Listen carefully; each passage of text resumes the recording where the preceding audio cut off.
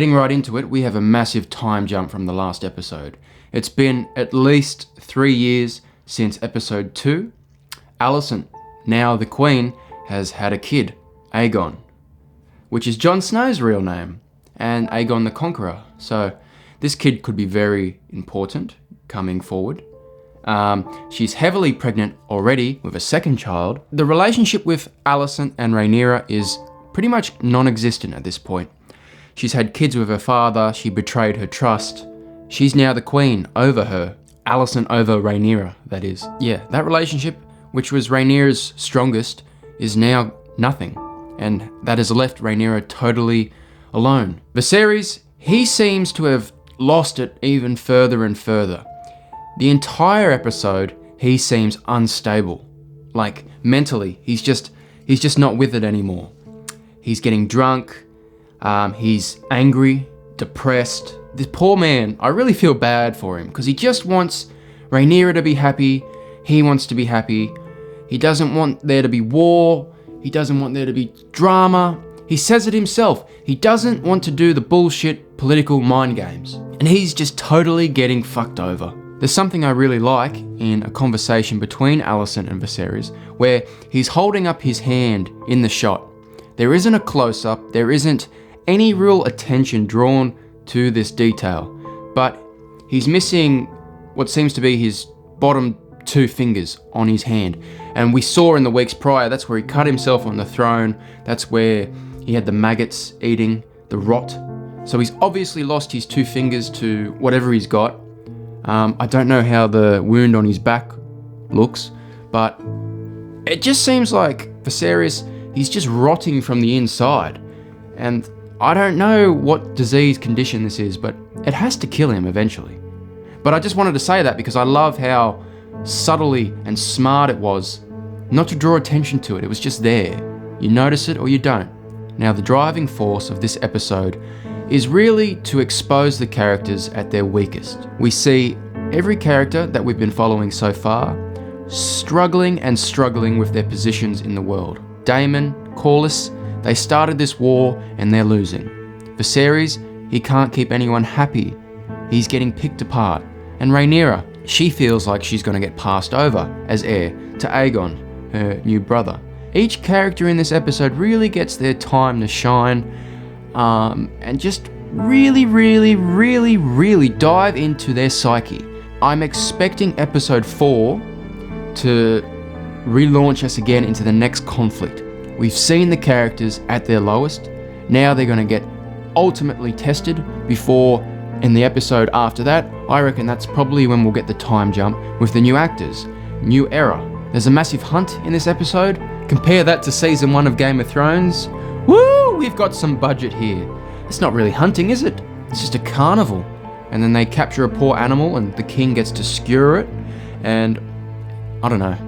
That was a hard scene to watch when he killed that stag. I don't like watching animals get hurt, man.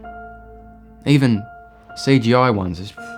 Anyway, the entire episode to me felt tense. I was watching it, never took my eyes off the screen, but nothing was really happening massively, you know?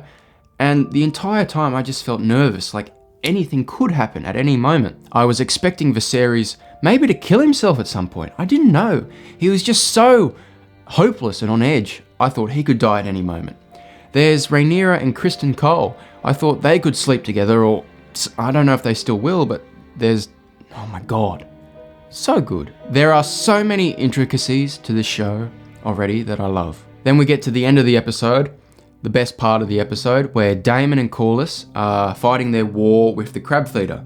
Now they're losing this war somehow.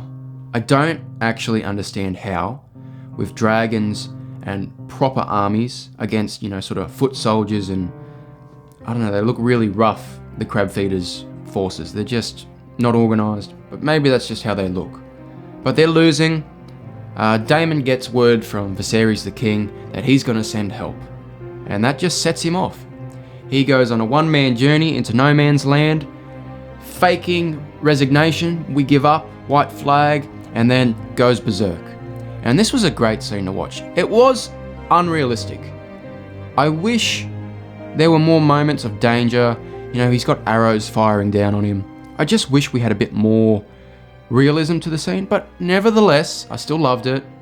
You got the dragon coming in overhead. Damon drags out the torso of the crab feeder, which is cool. I don't need to see that fight. You know he's gonna win with a Valyrian steel sword. So that was great. Guts and intestines falling out of him. I love it. But Damon is quickly becoming, from what I can tell, everyone's favorite character. He's cool, he's dark, he's unpredictable. And this highlights why grey characters, dark characters, evil and good characters are the best characters. Having wholly good characters or wholly bad characters is a little set in the past these days. Star Wars, The Lord of the Rings, it's great storytelling for its time, but it's for adults, this sort of storytelling where you've got characters that are capable of such good and also such darkness, that's really clever, fantastic writing. But I think that'll do it for today's review. Episode 3 is still strong. It's probably the weakest episode so far, but that's because it slows down again, really dives into the characters' mindsets, and doesn't give us too much action, except for the one scene at the end. It's episode 3. There are still 7 episodes to go. We have covered so much has happened in 3 hours, right? Compare that to other shows where nothing seems to happen and you still don't know what the plot is. This show is moving at a rapid pace, and so much more is still to come. You can just feel it. It's going to be an epic season.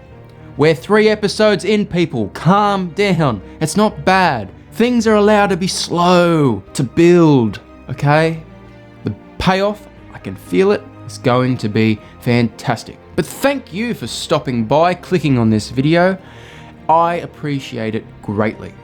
I also would appreciate a like, maybe a subscription if you haven't, and a comment. Interact with me. Let's have a chat in the comments below.